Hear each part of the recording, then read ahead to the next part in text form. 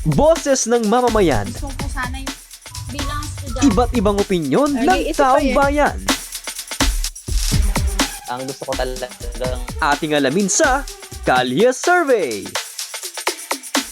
Ang gusto kong simulan pag dating ng January 2025, ang mag-focus sa healthy living para ma-improve natin ang mag-iwas tayo sa masyadong mga pagkain ng mga unhealthy food para humaba pa ang ating mga buhay. Para sa akin, unang-una, yung pamilya ko, kung paano ko sila mabibigyan ng magandang kinabukasan, paano ko sila mabibigyan ng hanggang sa pagtanda nila, hindi nila ako makakalimutan. Bawas-bawasan yung init ng ulo para malayo sa disgrasya o sa away, ganun. Sa mahalin ng pamilya, kung ano yung pagmamahal mo nung nakarang taon, masigita mo pa ngayon itong bagong taon. Para matibay yung pagsasama ng pamilya. Siyempre, unahin ko muna siguro yung gawin ko nung nakaraan, aayusin ko ngayon.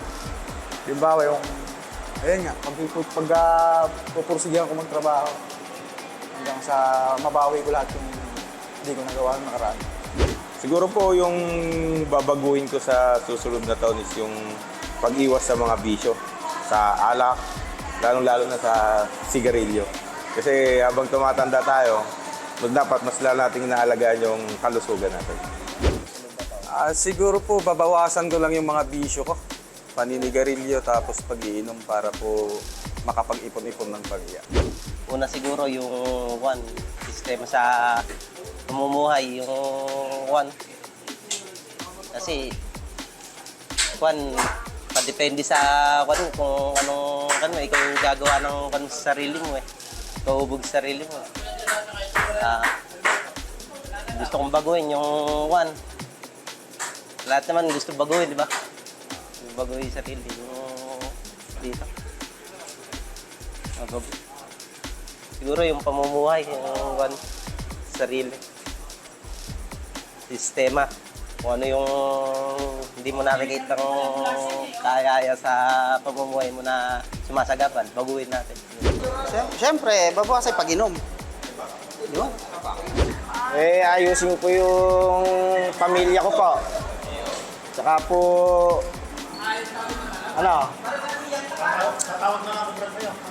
kung kaya magpupundar ng mga mahalagang bagay, tapos iiwanan mo yung bisyo, mga alak, sigarilyo, yun, babagong buhay na po.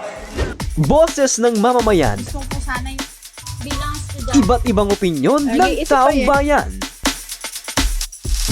Ang gusto ko talagang Ating alamin sa Kalye Survey.